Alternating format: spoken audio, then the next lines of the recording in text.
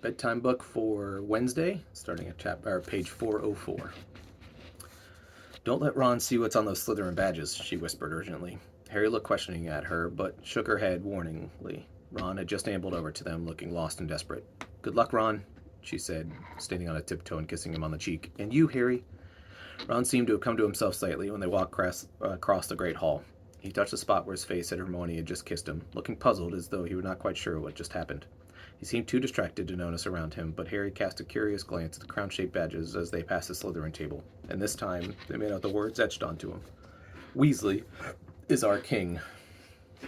With an unpleasant feeling that this could mean nothing good, he hurried Ron across the entrance hall, down the steps, and out into the icy air. The frosty grass crunched under their feet as they hurried down the sloping lawns towards the stadium. There was no wind at all, and the sky was uniform pearly white, which meant that the visibility would be good without drawback of the direct sunlight in their eyes. Harry pointed out encouraging factors to Ron as they walked, but he was not sure that Ron was listening. Angelina had already changed and was talking to the rest of the team as they entered. Harry and Ron pulled on their robes. Ron attempted to do his back to front several minutes before Alicia took pity on him and went to help, and then sat down to listen to the pre-match talk with a babble of voices outside grew steadily louder as the crowd came pouring in out of the castle towards the pitch. Okay, just found out the final lineup for Slytherin, she said Angelina, consulting a piece of parchment. Last year's beaters, Derek and Bowl, have left now, but it looks as though Montague's replaced them with the usual gorillas, rather than anyone who can fly particularly well. They're two blokes called Crabbe and Goyle. I don't know much about them. We do, said Ron and Harry together.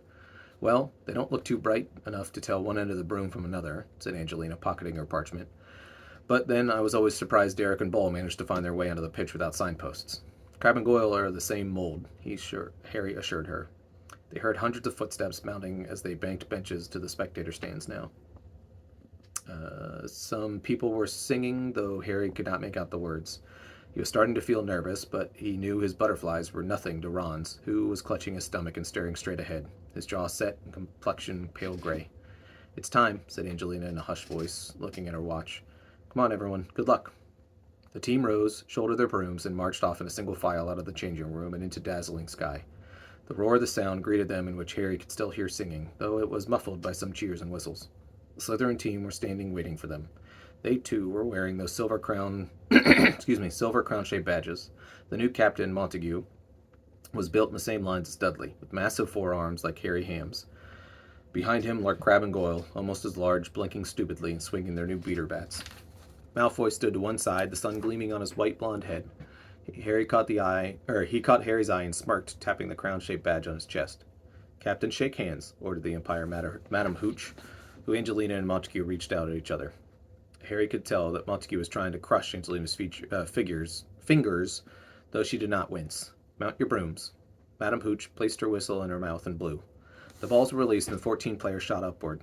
Out of the corner of his eye, Harry saw Ron streak off towards the goal hoops. He zoomed higher and higher, dodging a bludger, and set off on a wide lap around the pitch, gazing for a glint of gold on the other side of the stadium. Draco Malfoy was doing the exact same. And it's Johnson with a quaffle. What a player that girl is. I've been saying for years that she won't go out, but she still won't go out with me. Jordan, yelled Professor McGonagall. Just a fun fact, Professor. Adds a bit of interest. And she ducked Warrington. She's past Montague. She's out-choo, been hit from behind with a bludger by Crabbe. Montague catches the quaffle. Montague heading back to the pitch, and nice bludger there from George Weasley, but that's a bludger to the head for Montague. He drops the quaffle. Caught by Katie Bell. Katie Bell of Gryffindor. Reverse passes to Alicia Spinnet, and Spinnet's away.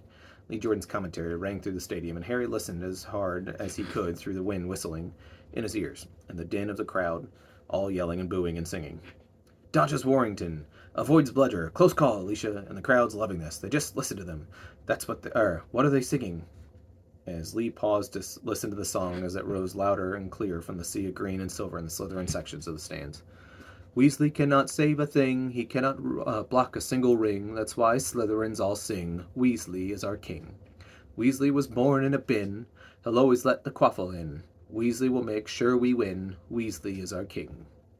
And Alicia passes back to Angelina, Lee shouted, as Harry swerved, his insides boiling what he had just heard. He knew Lee was trying to drown the sound out of the singing. Come on now, Angelina. She looks like she just got the keeper to beat. She shoots, Bletchley, the Slytherin keeper, had saved the goal. He threw the quaffle to Warrington, who sped off, zigzagging in between Alicia and Katie. The singing from below grew louder and louder as she drew nearer and nearer to Ron. Weasley is our king.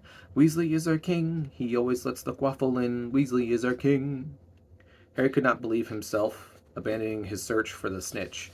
He turned his firebolt towards Ron, a lone figure at the far end of the pitch, hovering before 3 goal hoops with a massive Warrington pelting towards him. And it's Warrington with a quaffle. Warrington heading for the goal.